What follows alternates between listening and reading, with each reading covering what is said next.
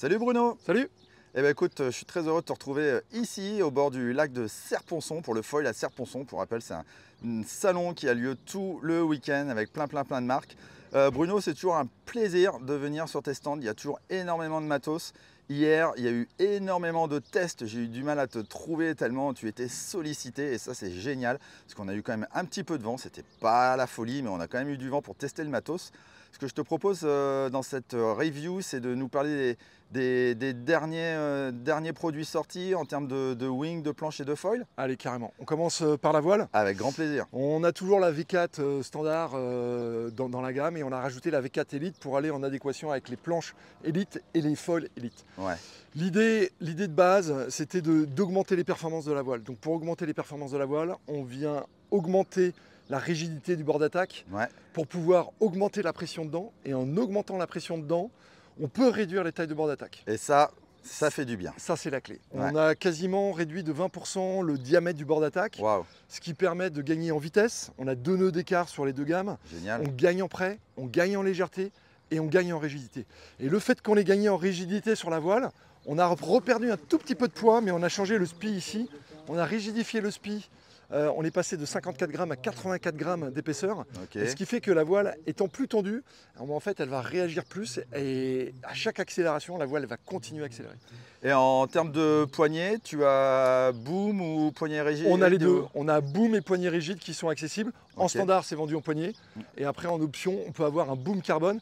Alors quand j'entends boom carbone, c'est tout est en carbone.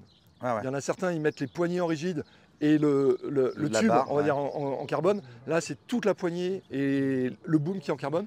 Et on gagne 300 grammes de poids sur la voile. Et en termes de tarifs, on est à combien à peu près? Sur une 5 mètres carrés, on est à 1100 € en prix public. Ce qui est très agressif en termes de prix, comparaison à des Alula ou des voiles en Dyneema où on est plus sur les 2000-2005. Là, on a voulu rester à un prix abordable pour le grand public, mais tout en acceptant, en ayant de la performance dans la voile. C'est ça qui est important. C'est ce qui nous permet d'avoir des voiles vraiment. En fait, le gros intérêt aussi, c'est qu'on gagne en longévité de voile. C'est-à-dire qu'un SPI, à partir du moment où il s'est déformé, il reprend plus sa forme. Le fait qu'on ait réépaissi les SPI fait qu'en fait, la durabilité du produit, si on l'utilise dans la plage d'utilisation, elle est beaucoup plus importante. C'est vraiment essayé, parce que là, on a vraiment un petit bijou. De ce que j'entends, c'est une jolie voile et c'est une bonne voile de l'année. Super, on passe au board? On passe en planche. Allez, je te suis.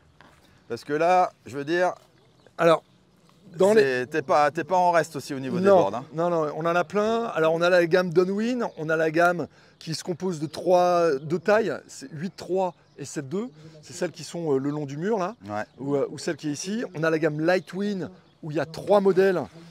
C'est des planches qui sont spécifiques Downwind. Donc on n'a pas changé, les planches fonctionnent, donc on les garde. Ça c'est la 6.2 qui fait 90 litres. J'en ai une un peu plus grande qui fait 6.6 par 105 litres. C'est ce que j'ai. C'est ce que tu as, exactement. Et les nouvelles planches qui sont en train d'arriver, c'est celle-là, c'est la gamme PW.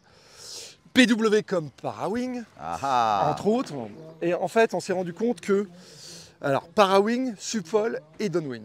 Et en fait, on essaie, nous, dans nos gammes, d'avoir des planches qui ne soient pas spécifiques uniquement dans un domaine et qu'on puisse aller faire plusieurs sports en même temps. On s'est rendu compte qu'en Parawing, si on n'avait pas de largeur, en tout cas pour un pratiquant lambda, c'était hyper compliqué. Donc en fait, l'idée, c'est de garder la facilité d'une middle length, donc avec des planches un peu plus longues, mais on a repris de la largeur. De la largeur, Donc on est à 24 sur la 6.4. Sur 110 litres, et la 6.8, elle fait 25 en 130 litres. Oui, parce que c'est un peu ce qu'on peut reprocher à certaines planches un peu fusées, c'est-à-dire que quand tu es vraiment avec du clapot et autre, forcément tu perds en stabilité. C'est compliqué, et c'est compliqué aussi pour des personnes qui passent d'une planche de débutant qui voudraient naviguer dans du vent plus léger, mais qui n'ont pas la technique, ou par exemple qui se mettent en parallèle, c'est-à-dire que quand ils montent sur la planche, ils montent comme ça sur la planche. Et forcément, si la planche elle n'est pas large, on va basculer de droite à gauche. Tu roules, alors que le fait d'avoir un peu plus de largeur, on perd un tout petit peu en glisse, mais par contre on gagne en efficacité. Et on peut l'utiliser en subfoil parce que cette largeur-là, elle est utile en subfoil. Et en wing, en fait dans du super light, voilà. Donc l'idée, c'est vraiment une planche hybride, un peu à tout faire. Alors vu que c'est la gamme Elite, c'est construit en full sandwich carbone, 3 couches de carbone sur les rails, et c'est fourni avec des housses sur toutes les planches. Ouais, ça c'est du solide et du costaud. Et pareil, tes housses, ça sont super. Moi, je les utilise pour mettre toutes mes planches, même les planches de tes concurrents. Ah mince alors. Si on passe au niveau des foils, ouais. Là c'est pareil. Hein. Là, il y a une gamme complète. Alors, ce qu'on a fait, nous, c'est assez simple. On a la gamme débutant, 3 foils, c'est la gamme classique, 1700, 1005, 2000, donc ça on va pas en parler, c'est vraiment ce qu'on vend dans les packs pour partir et débuter. Ouais. Après, pour ceux qui veulent de la simplicité et garder la facilité d'une gamme débutant, on a la gamme contrôle. Cette gamme-là, le gros intérêt, c'est qu'on a gardé de la corde. Quand on garde de la corde, on a plus de stabilité longitudinale. Alors ça va carver plus, par contre ça va glider moins. Ouais. Donc c'est pas une aile pour aller rester longtemps sur des trains de houle. Par contre, dans les vagues, les vraies vagues, la mousse, là où ça casse, bah, c'est une tuerie parce que cette corde-là redonne de la stabilité. Et vu qu'on change tout le temps de direction et d'assiette, ça permet d'avoir de la maniabilité et du contrôle. Okay. Et pour des personnes qui veulent un foil plug and play, et ben en fait, cette gamme-là, elle est ultra facile. Je prends, je connecte, je vais naviguer. Et on descend jusqu'à des petites tailles. On descend jusqu'à 680. Ah ouais. Donc même à 35 nœuds, si on veut un foil ultra facile, ben, on a cette gamme-là. Et on a des profils qui sont un peu comme nous on a tendance à dire des profils lift, donc qui partent relativement tôt, qui ne nécessitent pas beaucoup de vitesse horizontale. Et donc ça ira un petit peu moins vite, certes. Mais ceux qui ne recherchent pas la vitesse et qui recherchent la facilité, ça peut être l'option. La deuxième gamme qu'on a, c'est la gamme Achat, qui est pour moi la gamme 4x4. Ouais. C'est toute cette gamme qui est ici. Alors on va en prendre une standard. Alors on n'a pas changé, nous on ne change pas les gammes tous les ans. Je trouve que ça n'a pas de sens. À partir du moment où la gamme elle est bien et elle correspond à ce que les gens ont besoin. Et surtout, tu as des foils qui fonctionnent, donc je veux dire, pourquoi les changer aussi hein. Et le gros intérêt, c'est qu'aussi tout est compatible du débutant à l'expert. Donc on n'a pas besoin de changer de gamme. Tout est modulable. Exactement. Donc la gamme Achat, c'est un aspiration aux alentours de 8, 8,5. C'est une aile qui va glisser, qui va quand même aller très vite. On peut aller jusqu'à 35 nœuds avec la petite 550 qui est ici. Mais on peut sauter, on peut aller faire un peu de free fly, on peut aller dans les vagues. C'est vraiment pour moi la gamme 4x4 un peu à tout faire. Génial. Dernière gamme qu'on a grand public, c'est la gamme UHA. Alors là, j'ai sorti la grande, la 1550, qui est l'une des dernières qu'on vient de sortir.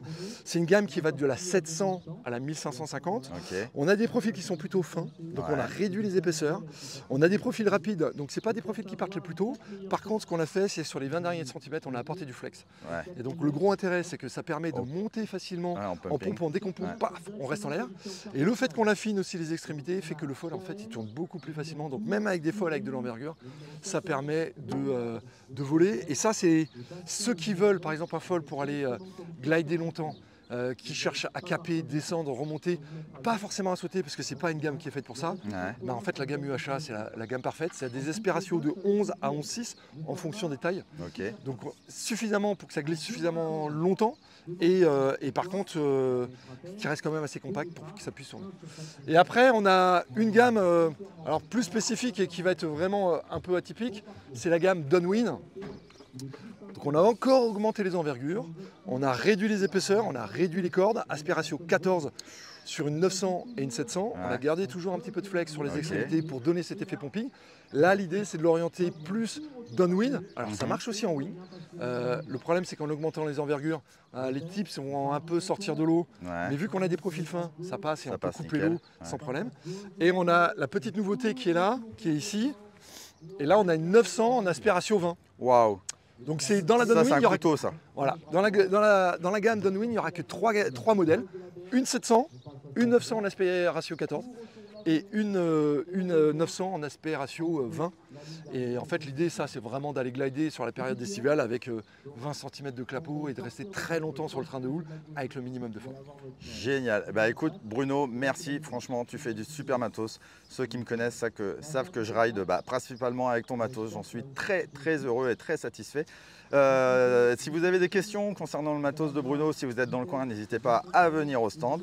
Sinon, vous pouvez, je sais, lui envoyer des messages via les réseaux réseaux sociaux, ils répondent toujours. On peut retrouver aussi tout ton matos chez certains shops et puis sinon sur ton site internet, c'est ça? Exactement, tout à fait. Eh ben écoute, merci, un grand merci Bruno et puis à très vite. À très bientôt et n'hésitez pas, si vous avez des questions, contactez-nous. On répond, je réponds, c'est moi la plupart du temps qui réponds au téléphone. Donc vous avez accès directement à la source et on peut vraiment vous donner des informations précises et techniques. Donc ça peut vous aider dans vos choix et dans vos options de navigation. Super, eh ben écoute, bonne journée, bon dimanche et à bientôt. Merci, à bientôt. Ciao. Salut.